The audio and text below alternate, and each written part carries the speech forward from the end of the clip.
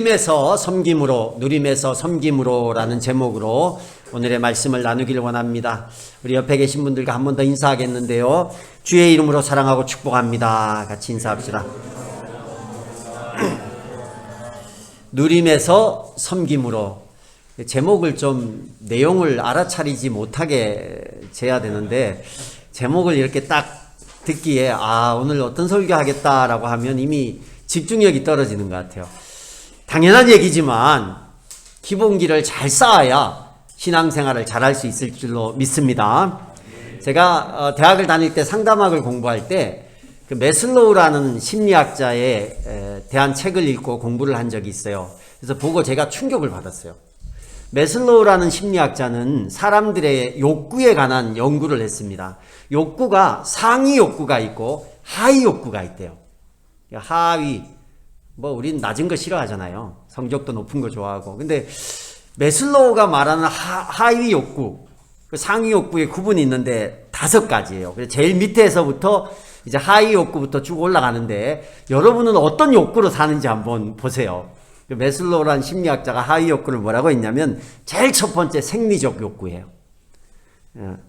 먹고 싸고 쉬는 거. 그래서 식욕, 휴식, 잠자리, 입는 거, 의식주 이런 거예요. 집에 너무 목매고 계신 분은 생리적 욕구 가장, 옛날에는 그냥 누울 자리 있으면 잤잖아요. 그죠? 이게 이제 가장 하위 욕구래요. 그 다음 욕구가 뭐냐면 안전의 욕구랍니다. 신체적 위험에서 벗어나고자 하는 마음. 그리고 요즘으로 따지면 경제적인 욕구예요. 내가 좀 편안하게 잘 쉬고 이런 거. 경제적인 욕구, 하위 욕구입니다. 이제 그 다음에 중간에 가니까 이제 사회적 욕구라는 게 있더라고요. 사회적 욕구는 뭐냐면 내가 집단에 소속이 되어서 애정을 가지고 친분을 가지고 우정을 가지고 이런 소속감을 느끼는 거. 이게 사회적 욕구. 그 위의 욕구가 존경의 욕구라고 합니다. 자아 존중감. 끊임없이 존중받고 싶고 신분을 인정받고 싶고 명예를 누리고 싶고 권력을 가지고 싶고, 사회에서 내가 인정받고 싶은 존경의 욕구가 그 다음 욕구고, 최상위 욕구가 뭐냐면 자아실현의 욕구래요. 그래서 내가 계속 성장하고 싶은 욕구, 자신의 능력과 잠재력을 발휘하고 싶은 욕구래요. 제가 이걸 보면서 이런 거 느꼈어요. 하위 욕구는 육체적인 만족감, 상위 욕구는 정신적인 만족감, 이런 거예요. 여러분은 어떤 욕구로 사나요? 사람 욕구가 다 있거든요. 어떤 욕구로 사세요? 상위적인 정신적인 욕구의 만족을 위해서 사는지, 아니면 내가 육체적인 만족을 위해서 그런 욕구를 채우기 위해서 살고 있는지 우리를 좀 돌아봤으면 좋겠어요. 선진국이 되고 중산층 이렇게 좀 수준 높은 사람이 되는 게 돈이 많아서 되는 게 아니거든요. 유럽이나 이런 데 보면 이제 상위 계층의 사람들은 돈으로 따지는 게 아니더라고요.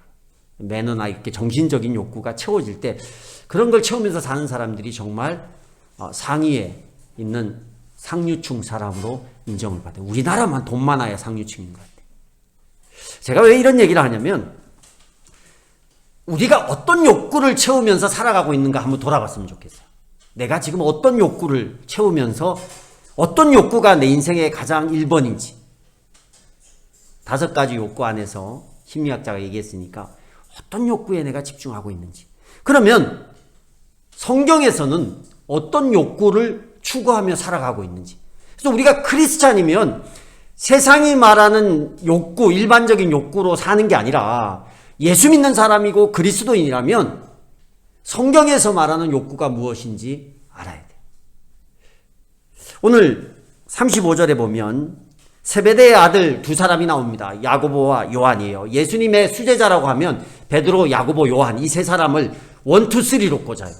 베드로가 금메달 이렇게 따지긴 좀 그렇지만, 그렇다 그러면 야고보, 요한은 예수님의 12명의 제자 중에 둘째, 셋째 가는 제자입니다. 굉장했죠? 그러니까 이 사람들은 예수님 앞에 나와서 내가 당신을 위해서 이렇게 제자로 훌륭하게 살았으니 나에게 이런 거 좀 해주세요라고 요구할 수 있는 어떤 위치가 있을 정도로 예수님 앞에 인정받고 잘 살았던 사람들이에요. 근데 예수님께 요구를 하는데 좀 네 가지가 없게 얘기를 해요.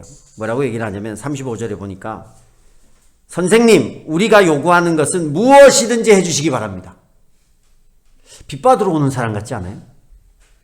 예수님한테 와서 제자가 스승님한테 3년을 그래도 배웠으니까, 내가 당신한테 이만큼 배웠으니까 내가 이제 요구하는 거 뭐든지 나한테 해주세요. 이런 네 가지가 없게 말이야. 이렇게 예수님한테 요청을 합니다. 근데 무례하게 말하는 거죠. 여러분, 질서가 있고 이런데 이렇게 무례하게 얘기를 하면 안 돼요. 원래 예의가 있어요, 예의가. 근데 예수님은 사랑이 많으신 분이라서 이런 무례한 요구에 아주 친절하게 대답을 합니다. 뭘 원하니? 이게 다른 말로 하면 네 욕구가 뭐냐? 이런 말이에요. 네 욕심이 뭐냐? 너가 진짜 뭘 원하냐? 매슬로우의 5가지 욕구 중에 어떤 거냐?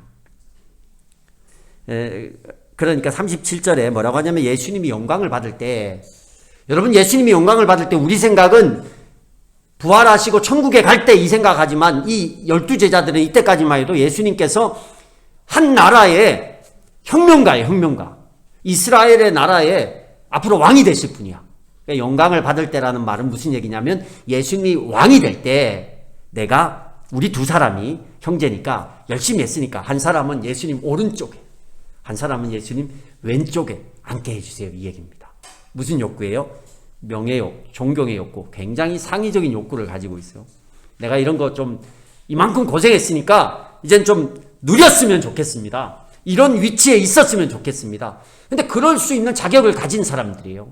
우리 같아도 안 그러겠어요? 3년 동안 내 집을 버려두고 내 재산을 다 주님을 위해서 쓰면서 예수님과 먹고 자고 같이 여행 다니면서 예수님이 원하는 일을 했어. 그리고 나서 이제 할 만큼 했으니까 누가 봐도 나는 잘한 사람이야. 그러니까 나도 이제 선생님이 지금 말고 선생님이 좀 영광을 누릴 때 잊지 말고 나도 한 자리 해주세요, 이거예요. 요즘에 뭐 대통령 선거 끝나고 한 자리 노리는 사람들도 많이 있는 것 같더라고요, 여기저기. 그게 사람의 욕구입니다. 내가 한 만큼 받고 싶은 거예요. 존경의 욕구, 명예를 받고 싶고 인정을 받고 싶습니다. 그런데 이 12명의 제자 중에 이 2명만 그런 욕구가 있었던 게 아니에요. 너만 했냐? 12명인데 너희 둘만 예수님 옆에 있었냐? 우리는 41절에 보니까 10제자가 이걸 듣고 야고보와 요한에게 분개했어요. 여러분, 10제자 남은 제자 중에 누가 제일 분개했을 것 같아요? 잘 모르죠. 성경이 없으니까. 근데 그냥 추측을 해보면 성질 급한 베드로는 1번이잖아. 예수님 앞에 1번 기도할 때도 따라다니고 예수님이 맨날 데리고 다녔던 사람이니까 성격은 급한데 제일 분개했을 것 같아. 제 생각이에요. 어쨌든 10명이 전부 분개를 했습니다. 왜 너희만 오른쪽에, 그러면 야고보 요한이 오른쪽 왼쪽 가면 나머지는 어디 있겠어요? 더 사이드로 밀리는 거잖아요. 단체 사진 찍어도 중요한 사람 가운데 있고 신랑 신부는 한번 사이드로 이렇게 부케받은 사람 그 옆에 있고 가까운 사람들이 있고 좀 그냥 온 사람은 안 찍거나 뒤에 있는 이런 거예요. 10명이 붕괴한 거죠. 우리도 받을 게 있는데 너만 받냐? 우리도 받고 싶다. 우리도 누리고 싶다.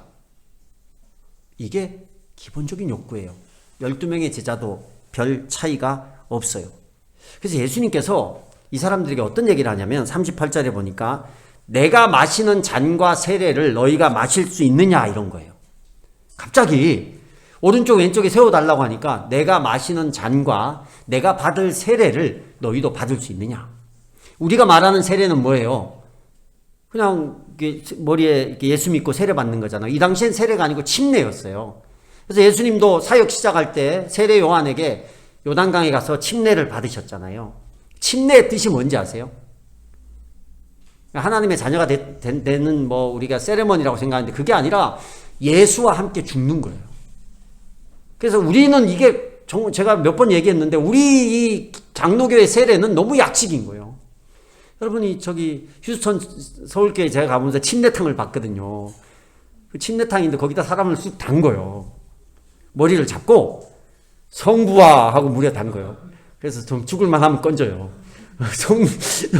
성자와 하고 꼬르륵 또 올리고 성령의 이름으로 3번 물에 담그는 거예요. 죽는다라는 뜻이에요. 죽는다, 죽음이라는 뜻이에요. 내 옛것은 죽었다라는 거예요. 죽을만 하면 건져줘요. 근데 이제 그렇게는 안 하고 요즘에는 그러면 이제 큰일 나니까 빨리빨리 하지만 죽을만 할 때 살리고 죽을만 할 때 살리고 성부와 성자와 성령의 이름으로 내가 살았다라는 거예요. 예수님이 여기서 말하는 이 세례, 침례는 죽을 수 있느냐 이 말이에요. 예수님은 세례를 곧 받는다고 했어요. 이미 받았는데 그 말이 무슨 말이냐면 예수님은 어떻게 정말 죽으시잖아. 십자가에서 죽는 거예요. 죽고 어떻게 돼요? 다시 부활하시잖아요. 그걸 세례라고 말하는 거예요. 그럼 여기서 마시는 잔은 뭐겠어요? 예수님이 십자가 지시기 전에 그 겟세마네 동산에서 땀방울이 핏방울이 떨어지도록 기도했어요. 그 기도의 제목 중에 내용 중에 어떤 내용이 있냐면 할 수만 있다면 이 잔을 어떻게 내게서 옮겨달라고. 그 잔이 뭐겠어요? 예수님이 겪어야 되는 십자가의 고난이라는 거예요. 그래서 묻는 거예요. 야, 너희 내가 마실 잔과 내가 받을 세례를 너희도 받을 수 있느냐? 그럼 뭐 제자들이 아이 그까짓 것 하겠습니다. 그 잔도 먹고 그 세례도 내가 받겠습니다. 그러니 예수님께서 뭔지도 모르고 너희가 나처럼 내 잔을 마시고 세례를 받을 거다라고 얘기를 해요. 앞으로 제자들이 받을 영광이 아니라 뭐예요? 복음 때문에 겪을 고난과 죽음에 관한 얘기를 예수님께서 하세요.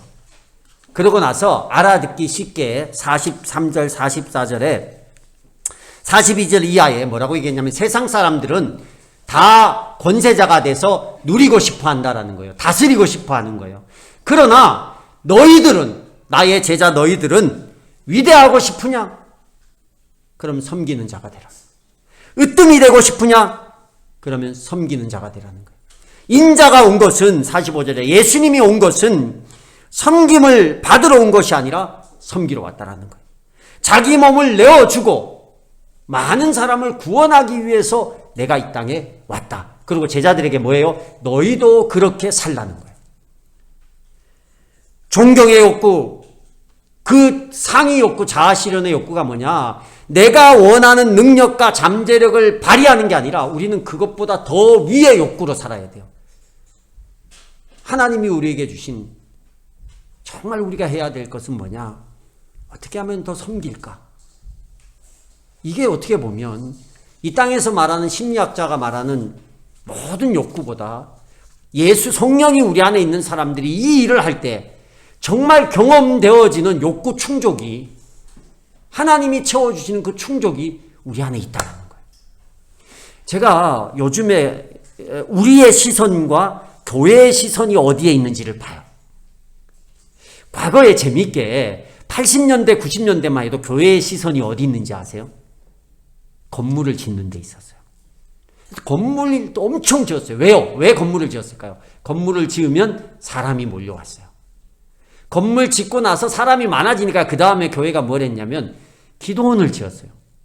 막 전국 곳곳에 사찰만 풍경 좋은 데 있냐? 교회도 풍경 좋은 데 하나씩 있어야지. 그냥 막 다 짓고 그 다음에 공동묘지, 교회 공동묘지 땅 샀어요. 그런 거 물론 전도도 했고 다 했지만 교회가 사람이 많아지고 재정이 많아지니까 시선이 어디 있냐면 그 교회가 누릴 것에 시선이 가 있는 거예요. 여러분 시선은 잘 모르겠으니까 저는 교회 시선만 볼게요. 그냥 일반적인 교회. 근데 그런 교회가 그런 시선을 가지고 지내왔어요. 그러다가 그 교육을 받으니까 성도들도 시선이 바뀌는 거예요. 이 교회의 잘못이죠. 요즘에 지하에 막 험한 교회에 성도들이 없어요. 성도들이 어디 가는지 아세요? 제가 보면서 저도 부럽더라고요. 저도 막 다니고 싶은 마음이 가끔 생기는데 사랑의 교회 이렇게 가보면 사당동에 있는 사모 교회를 가보면 얼마나 멋진지 몰라요. 전면이 다 유리로 돼 있어요. 그 건물 짓는데 3천억이 넘게 들었어요. 우리는 3천억이 뭘. 오모 목사님이 설교할 때, 여러분, 이거, 그때는 2천억 계산을 한 거야. 교회를 2천억 계산하면서. 2천억 이거 전투기 한 대 값밖에 안 되는데, 이걸 막 이렇게 해서 그냥 송금해가지고 3천억이 넘는 교회를 지었어요. 근데 그걸 보면서 그 교회 건물만 좋겠어요? 시설이 얼마나 좋겠어요. 여러분 여기 와서 밥 먹을 때 이렇게 이렇게 힘들고 옥상에 축구장 하나 있다고 좋아가지고 막 거기 가면 뭐 그냥 콘서트 홀 같이 돼 있고 우리 이거 하나 바뀌어놓고 세상이 다 바뀐 것 같이 이렇게 소리가 좋을 수가 웃어요. 몇십억짜리 스피커 소리도 다르고 오케스트라가 있고 그것뿐입니까? 아이들 교육 프로그램 누릴 수 있는 수많은 어떤 이런 것들이 어마어마하게 많을 거 아니에요. 저도 그런 거 생각하면 성도들이 왜 여기 앉아있지? 여기 헌금할 필요, 거기 뭐 건축헌금 이런 거 다 해놨기 때문에 따로 할 필요도 없이 그냥 다니면 되는 거야. 그런데 많은 사람들이 또 가요. 예수 믿는 사람들이. 안 믿는 사람이 가면 내가 이해가 되는데 예수 믿는 사람들이 가요. 연예인도 가고 법관도 가고 많이 갑니다. 유명한 사람들이 거기 많이 가 있어요. 교회가 법적으로 문제 생기면 뭐 판사, 검사 출신들이 쫙 변호사 출신들이 모여가지고 일하고 경제적인 문제가 생기면 경제 막 회장님들이 모여서 일을 하고 아유 할만할까? 얼마나 멋있어. 영업을 하고 사업을 할 때도 거기 가면 사람이 많아요, 여러분. 보험하는 사람도 많아요. 그냥 가서 내 구역에 하시면 돼요. 성도들, 아이들을 위한 교육 얼마나 잘 돼 있겠습니까? 혜택이 많습니다. 그런데 예수 믿는 사람들이 그 교회를 선택하는 기준이 뭘까? 물론 그 교회에서 목회 철학이나 영혼 구원이나 한 사람의 영혼이라 세워야겠다라는 마음을 가지고 가는 사람도 저는 분명히 있을 것 같아요. 근데 솔직히 예수 믿는 사람이 거기서 거리가 있고 이런 데도 선택하는 이유는 저는 누림이라고 생각을 해요. 누림이에요. 누림. 솔직하게. 원래 교회의 구조는요, 누리는 구조가 아닙니다. 내가 교회에 와서 뭘 누리고 있다라고 생각하면 우리는 교회의 본래의 모습과 다르게 살아가고 있는 거예요. 초대교회 사도행전에 나오잖아요. 초대교회가 누리는 구조였습니까? 아니에요. 거기 가면 음식을 나누고 사랑을 나누고 집을 내어주고 땅을 내어주고 하나님께 예배하는 곳이었어요. 우리는 내어주고 함께 모여서 예배하는 곳이었어요. 그래서 내가 예수 믿고 신앙생활을 하는데 내가 누리고 있다. 내가 교회에서 내가 누리는 흥분하면 안 돼.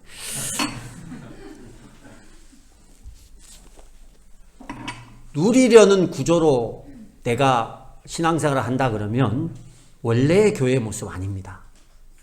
내어주고 섬기는 구조가 돼야 돼요. 제가 고민을 많이 했어요. 청년 때 교회를 다니면서 교회가 왜 성경의 모습하고 다르지에 대한 고민을 너무 하다가 그냥 신학교를 갔죠. 가서 교회를 개척해 보겠다. 성경에 있는 교회들 한번 해보겠다. 그런데 개척을 하려고 딱 했을 때 누릴 수 있는 교회가 이렇게 청빙이 들어왔어요. 정말 누릴 수 있는 교회. 너무 좋더라고요. 여기 가면 옥상의 축구장이 아니라 그냥 땅에다가 축구장을 만들 수 있겠다. 막 집도 보여줘요. 여기는 목사님이 오시면 사실 곳입니다. 이렇게 임대 아파트가 아니라 그냥 단독 48평 되는 그런 복층 집을 보여주는 거예요. 근데 참 감사하게 제가 그걸 보고 단 1%는 더 됐던 것 같아요. 한 2% 정도 고민을 했어요. 2% 정도만. 98%는 갈 마음이 없었어요. 내가 누리려고 하면 왜 목사를 할까? 요즘도 그런 고민을 많이 해요. 제가 돈을 벌려고 하면 왜 목사를 할까? 돈 벌지. 내가 뭘 누리려고 하면 왜 이 길을 갈까? 바보 같은 거잖아요. 목사 돼서 여전히 누리려고 하고 목사 돼서 여전히 부자 되려고 하면 잘못 간 거예요. 목사는 그런 길이 아니거든요.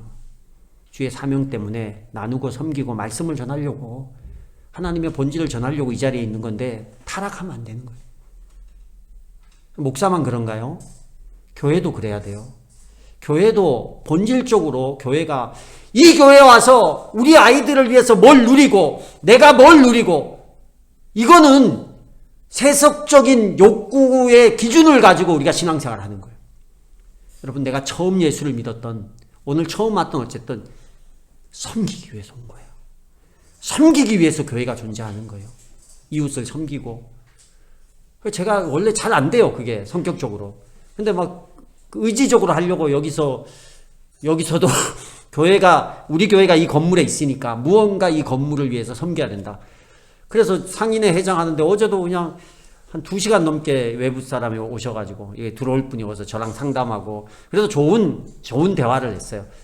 그 바쁜데 근데 되게 좋더라고요. 여러분 그럴 때 그것이 우리가 해야 될 일이고 그걸 통해서 영적인 욕구가 진짜 하나님이 우리에게 주신 그 욕구가 충족이 되는 거예요. 저는 작은 교회에 가서 우리 교회가 작은 교회라서 그렇기보다 작은 교회에 가서 교회가 뭐 이런 것도 못하고 저런 것도 못해서 전 딴 교회로 갑니다. 많이 봐요. 우리 시찰에 모이면 큰 교회 분들은 점점 큰 교회는 사람들이 많이 모이고 작은 교회는 자꾸 코로나라서 빠져나가는 거야. 그러면서 목사님 이래서 갔어요. 목사님 저래서 갔어요. 이런 얘기를 들으면 너무 가슴 아픈 거예요. 왜냐 여러분 우리가 섬길 수 있는 장소로 가야 돼요.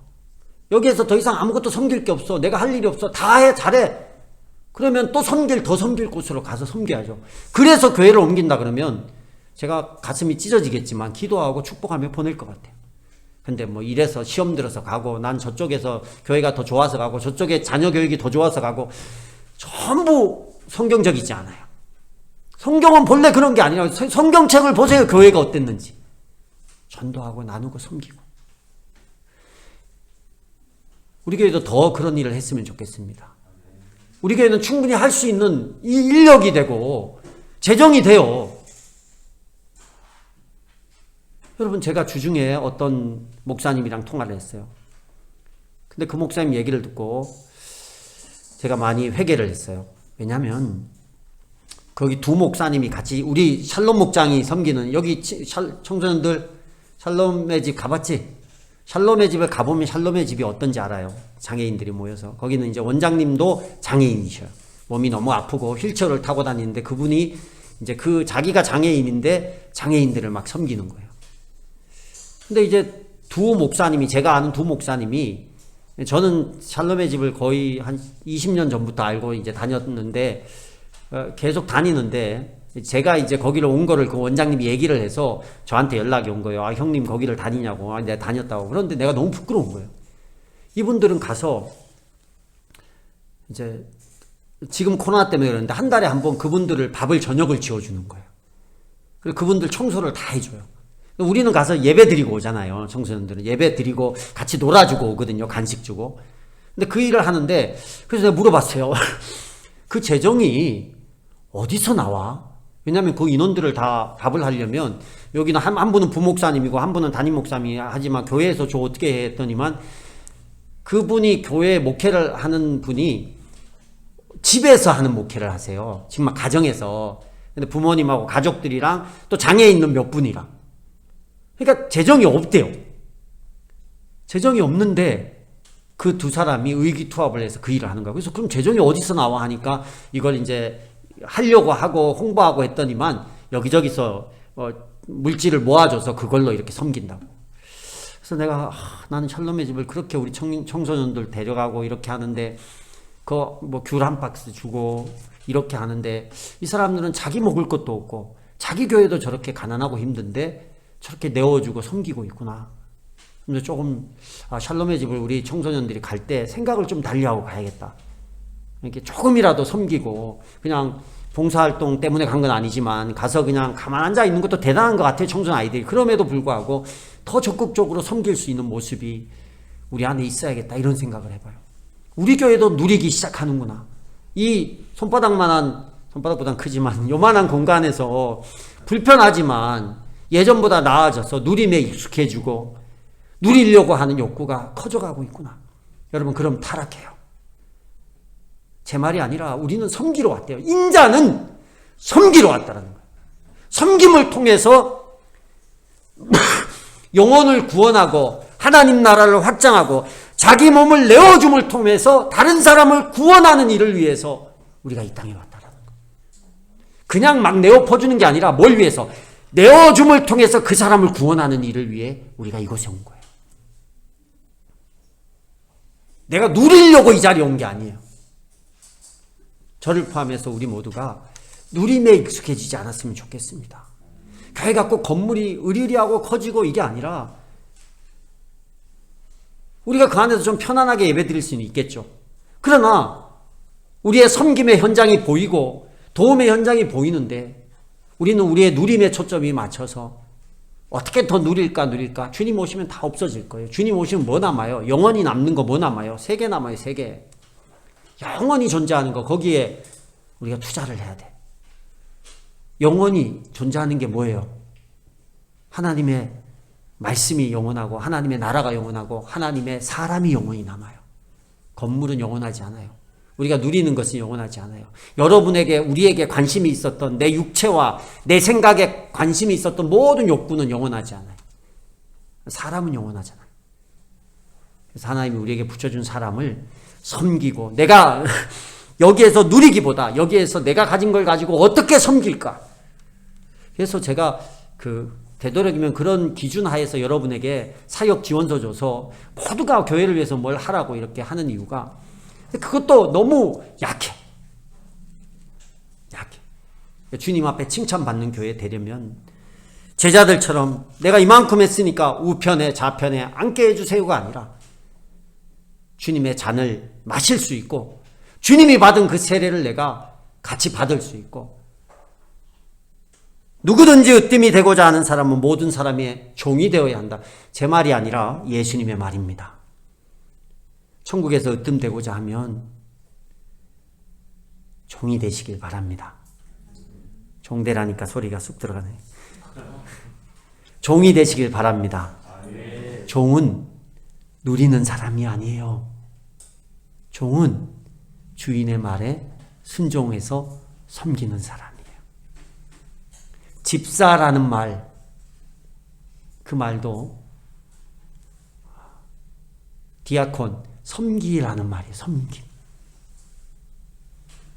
누림에서 섬김으로 우리의 생각과 우리의 삶의 모습이 바뀔 수 있는 저와 여러분이 될 수 있기를 주의 이름으로 축복합니다.